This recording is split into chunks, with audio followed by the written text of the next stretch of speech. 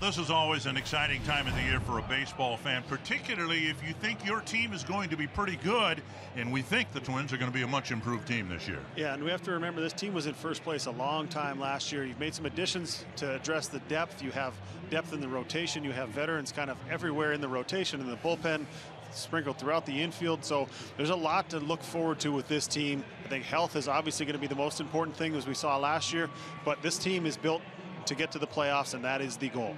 I couldn't feel any more confident in the way that our guys got ready. You look around the field, I think we got great players everywhere you look. Our rotation is solid. Our bullpen is solid. Everything the staff could ask for going into the year, and the guys have handled everything great. They've worked really hard to be at this point, and I think we're ready to play some games. And the Twins will be facing Zack Greinke, who is beginning his 20th big league season. Future Hall of Famer for sure, and let's hope he wears that Royals cap. Kepler, Correa, and Buxton due up. Kepler might be able to recapture some of the offensive punch that he had as recently as 2019. Pitch is swung on and popped up. Bobby Witt Jr. out from short. Isbell in from center. Isbell calls and catches. Correa, Royals fans love him. Back with the Twins after signing a 6-year deal. And Rocco Baldelli quite happy about that. And a liner to left, a base hit. Correa is aboard. And now here comes Byron, who will DH the better part of the season to start. And regardless if we saw him at center or we saw him DH, when Byron Buxton started a game last year, the Twins were 47-39 and 14 games under when he did not play. And Buxton loops one to left, and that's down for a base hit. And so Correa and Buxton single, setting up Trevor Larned. Got him 74 miles an hour and out of the strike zone. And Zach gets his first strikeout of the season as he inches closer to 3,000 for his career. 2 on, 2 out. Miranda's seen Greinke before. 3 hits, 8 at bats. Runners go, and there is ball 4. And now they're loaded up for Nick Gordon.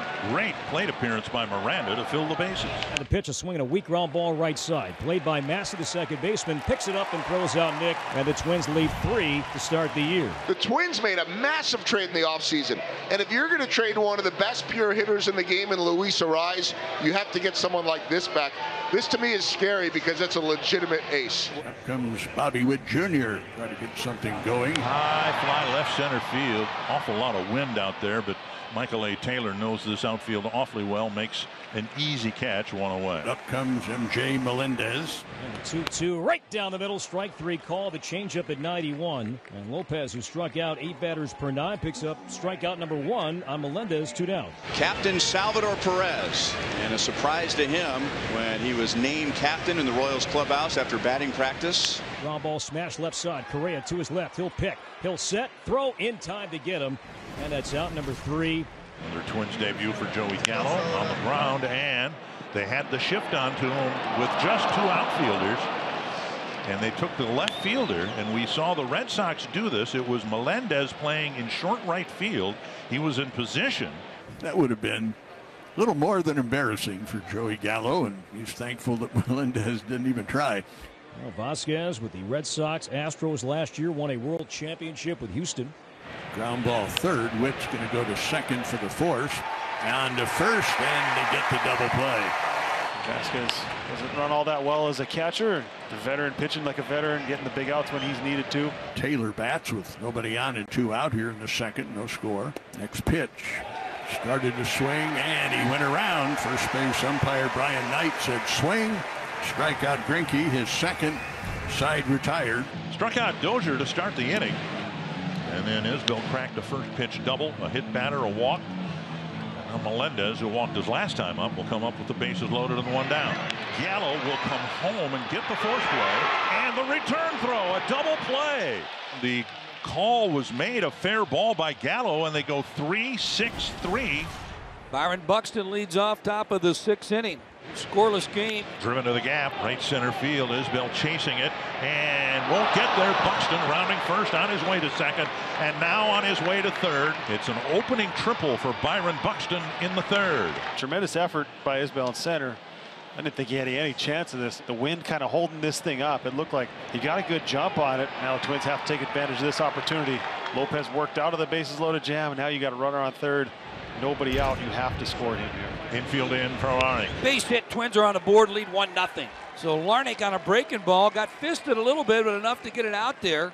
Momentum shifting here. Twins had it. Fifth inning, did not capitalize. Royals had it, did not capitalize. Buxton a triple. Larnach RBI single. Here it is. We're looking a third time through the lineup against Greinke. Miranda hits it to right. The wind is going to keep that ball in play. And Melendez makes the catch right before he slams into the wall and almost turned that into a double play. Larnach didn't hustle back to first base. Wow. I don't think Vinny knew that the runner was that far off the base, or he would have given a little bit of a stretch over there at first base. And with two left-hand hitters coming up, Zach Greinke is out. He gets a nice ovation, and Amir Garrett is in. Up and away, and Farmer takes a walk. That's what Garrett can do. He can come in and load him up and cause some problems. Solano will hit for another left-handed batter, Joey Gallo. Garrett has to face at least 3 batters. And this is what Rocco was thinking about. Go back to our pregame conversation about stacking 2 lefties in the lineup, bottom part, thinking that if the Royals go this route mid-game with Garrett. Almost like he's stacking them to invite the other manager to bring in a left-hander, because then now I can counter with my right-handed bats. Base hit left field. Larnach to third. They're going to wave him around. Olivares with the throw to the plate. It's offline. The Twins take a 2-0 lead. They call him Donnie Barrels because he barrels him up, and he hit that ball hard, got it through, and aggressive send right there by Tommy Watkins, forcing the outfielder to come up and make a good throw. Hanging breaking ball, and Garrett in trouble. Bases loaded, 1 out for Michael A. Taylor. Swing and a miss, strike 3. Garrett rebounds to get a strikeout. There are 2 gone now in the top of the 6th inning. And now at long last, Amir Garrett gets to face a left-handed hitter. Max Kepler comes to the plate. Flick toward right field. Melendez a couple of steps back into his left, reaches up, makes the catch. Kepler's out, and that ends the inning. Twins leading 2-0 on 8 hits. Salvador Perez will lead off. Pablo Lopez back out there. Swung on a miss, strikeout to the captain for the Kansas City Royals, Salvador Perez. Strikeout number 8. Wow, what a debut, what a job, and a tough trade that the Twins made, but so far early in the season, 1 start, tremendous outing, and now we're going to turn it over to the bullpen, see if they can finish things off. Twins 2, Royals nothing. Bottom 9 as the crowd makes noise here at Kauffman Stadium. Salvador Perez, Vinny Pasquantino, Franmil Reyes scheduled hitters, and Joan Duran has a chance for the first save for the Twins in 2023. Driven to left. Larnach is back for out number 1. Yeah, got it off the end a little bit, I think. He was all revved up for 100 and just threw a little wrinkle in there. Heart skips a little bit of a beat as you see that ball go up in the air anytime it comes off Salvador Perez's bat. 1 down now. Pasquantino, his rookie season last year, more walks than strikeouts, and down by 2 in the 9th inning. He would gladly take a walk here. Vinny takes a walk, so the tying run comes to the plate with 1 out. Nice little confrontation here, power on power. Well, that's a nice plate appearance there. And Reyes will bat for himself. 9th inning as he represents the tying run. 3 at-bats, 3 strikeouts for Franmil today.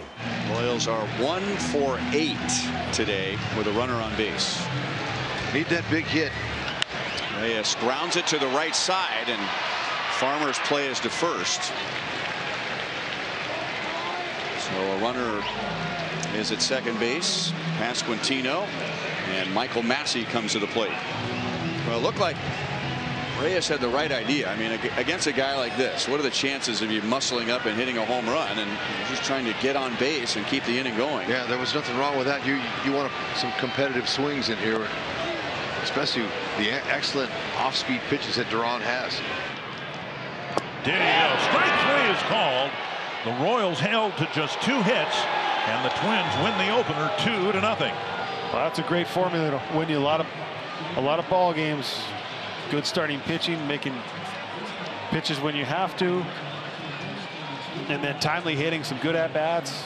4 for 11 runners in scoring position, loaded up the bases a few times, and all in all, a formula that can have success over the long term. Yes, you don't expect your guys to throw a shutout every day, but you'll definitely take it on opening day and start the season 1-0.